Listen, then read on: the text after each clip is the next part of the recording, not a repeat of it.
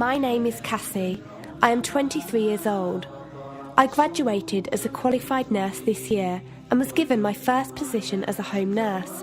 My patient was an English gentleman in his early 80s who suffered from Alzheimer's. In the first meeting, the patient was given his record, and from it I could see that he was a convert to the religion of Islam, therefore he was a Muslim. I knew from this that I would need to take into account some modes of treatment that may go against his faith, and therefore try to adapt my care to meet his needs. I bought in some halal meat to cook for him and ensured that there was no pork or alcohol in the premises, as I did some research which showed me that these were forbidden in Islam. My patient was in a very advanced stage of his condition, so many of my colleagues could not understand why I was going through so much effort for him. But I understood that a person who commits to a faith deserves that commitment to be respected, even if they are not in a position to understand. Anyway, after a few weeks with my patient, I began to notice some patterns of movement. At first, I thought it was some copied motions he'd seen someone doing, but I saw him repeat the movement at particular times, morning, afternoon, evening. The movements were to raise his hands, bow, and then put his head to the ground. I could not understand it. He was also repeating sentences in another language. I couldn't figure out what language it was as his speech was slurred, but I know the same verses were repeated daily. Also, there was something strange. He didn't allow me to feed him with my left hand. Somehow I knew this linked to his religion, but didn't know how. One of my colleagues told me about Paltalk as a place for debates and discussions. As I did not know any Muslims except for my patient, I thought it would be good to speak to someone live and ask questions. I went on the Islam section and entered the room True Message. Here I asked questions regarding the repeated movements and was told that these were the actions of prayer. I did not really believe it until someone posted a link on the Islamic prayer on YouTube. I was shocked.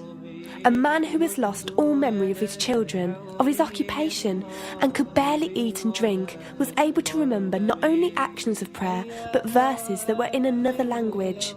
This was nothing short of incredible, and I knew that this man was devout in his faith, which made me want to learn more in order to care for him the best I could. I came into the Paltalk room as often as I could, and was given a link to read the translation of the Quran and listen to it. The chapter of the bee gave me chills, and I repeated it several times a day.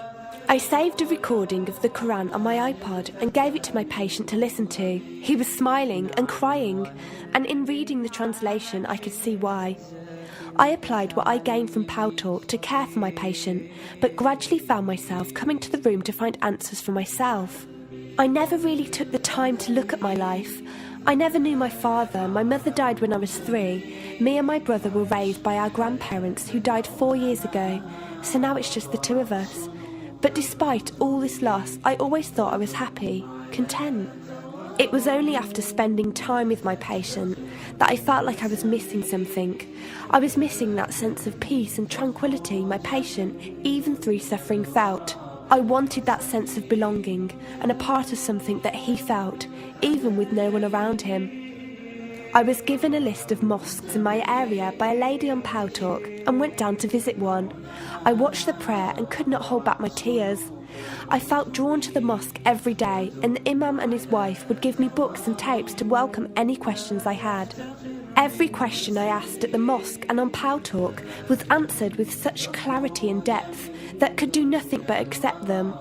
I have never practiced a faith, but always believed that there was a God. I just did not know how to worship him. One evening I came onto Paltalk, and one of the speakers on the mic addressed me. He asked me if I have any questions. I said no. He asked if I was happy with the answers I was given. I said yes. He then asked what was stopping me accepting Islam. I could not answer. I went to the mosque to watch the dawn prayer. The imam asked me the same question. I could not answer. I then went to tend to my patient. I was feeding him, and as I looked into his eyes, I just realised he was brought to me for a reason, and the only thing stopping me from accepting was fear. Not fear in the sense of something bad, but fear of accepting something good and thinking that I was not worthy like this man. That afternoon I went to the mosque and asked the imam if I could say my declaration of faith, the Shahada. There is no God except Allah. Muhammad is Allah's messenger. He helped me through it and guided me through what I needed to do next. I cannot explain the feeling I felt when I said it. It was like someone woke me up from sleep and sees everything more clearly. The feeling was overwhelming joy, clarity, and most of all, peace.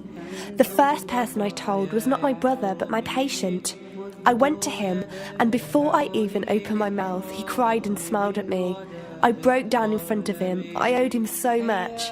I came home and logged onto Paltalk and repeated the Shahada for the room. They all helped me so much, and even though I had never seen a single one of them, they felt closer to me than my own brother. I did eventually call my brother to tell him, and although he wasn't happy, he supported me and said he would be there. I couldn't ask for any more.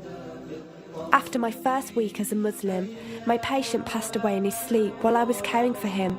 Inna lillahi wa inna ilaihi raji'un. He died a peaceful death, and I was the only person with him. He was like the father I never had, and he was my doorway to Islam.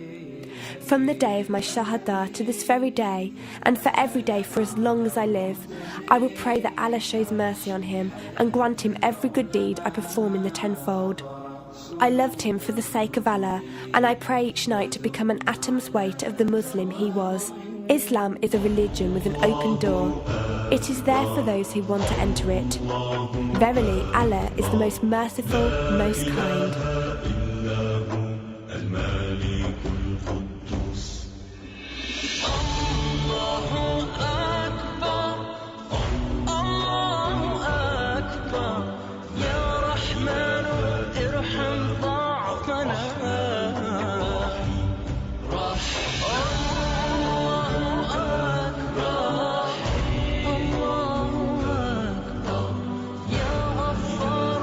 اغفر ذنوبنا